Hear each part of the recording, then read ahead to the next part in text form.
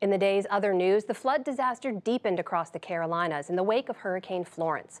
Duke Energy said surging water breached a dam at a closed power plant near Wilmington, North Carolina, and could be spilling toxic coal ash into the Cape Fear River.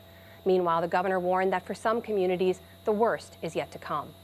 Some locations won't see rivers crest until late in the weekend, and flooding will continue well into next week.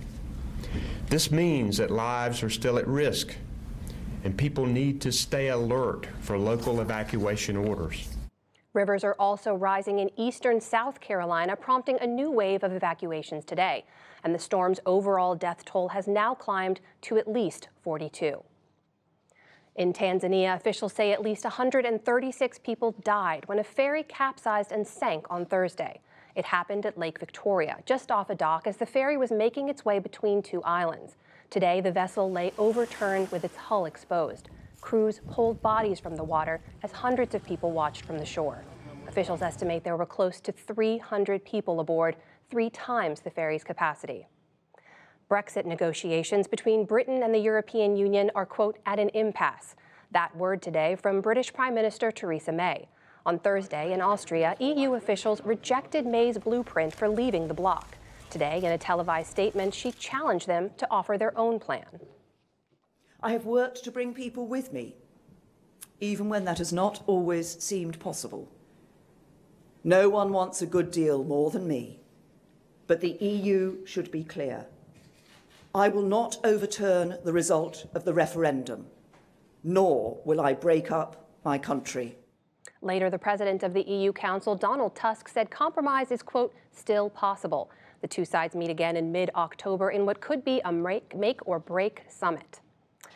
Back in this country, President Trump today walked back his order to declassify unredacted documents from the Russia investigation.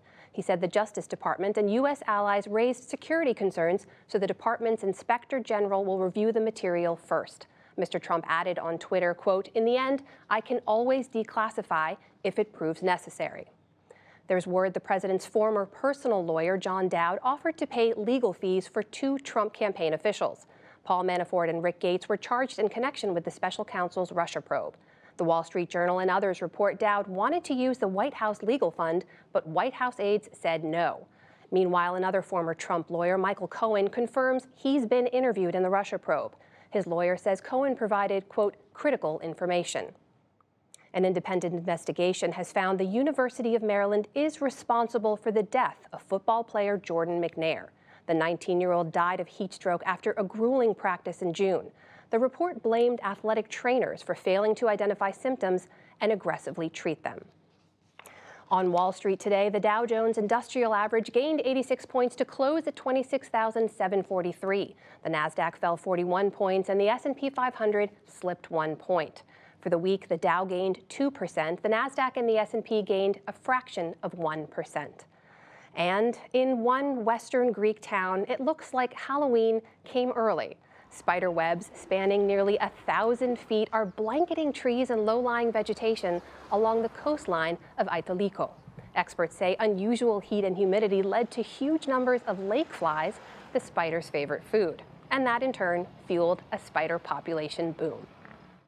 Still to come on the NewsHour, the complex and difficult process many women go through to report sexual assault. How abortion politics are limiting American women's access to contraception. Mark Shields and Ramesh Ponnuru break down the week's political news. Plus, film legends Robert Redford and Sissy Spacek discuss their new film.